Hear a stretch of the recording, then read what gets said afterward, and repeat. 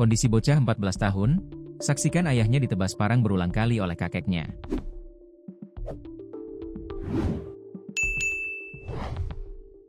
Kondisi LFP, bocah berusia 14 tahun, yang menyaksikan secara langsung ayahnya, Matsari Lekat, 29, ditebas parang berulang kali oleh sang kakek dan pamannya.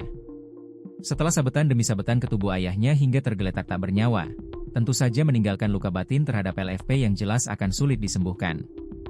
Insiden pada Jumat, 12 September 2025, sore itu, menjadi mimpi buruk bagi LFP, ketika ia dan ayahnya sedang berboncengan motor kemudian diadang dua orang yang sangat dikenal LFP, Lukman, 49, kakeknya dari pihak ibu tiri, dan Fauzi, 19, pamannya.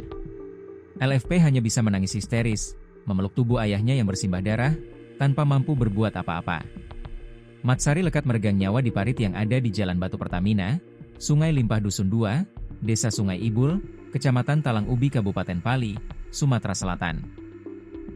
Parang adalah sejenis senjata tajam tradisional yang bentuknya mirip pisau besar atau golok. Ciri khasnya, bilah panjang dan tebal, biasanya lebih besar dari pisau dapur.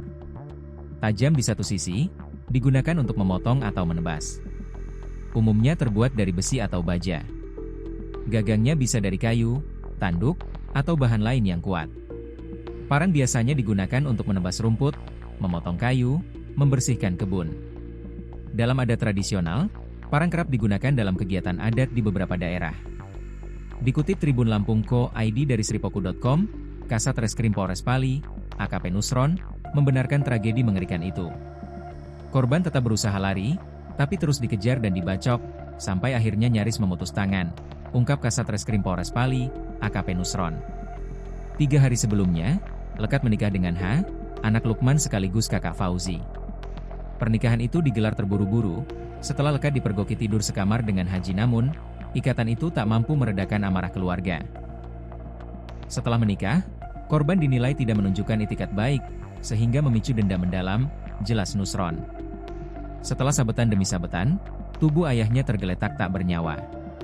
Lukman dan Fauzi pergi begitu saja, meninggalkan LFP dengan luka batin yang sulit disembuhkan. Warga yang berdatangan hanya bisa menatap ngeri melihat bocah itu menangis di samping jasad ayahnya. Dalam ketakutan yang luar biasa, LFP berlari mencari pertolongan. Warga yang berdatangan hanya bisa menatap ngeri pada jasad yang bersimbah darah. Kurang dari 12 jam, tim Satreskrim Polres Pali berhasil meringkus Lukman dan Fauzi tanpa perlawanan.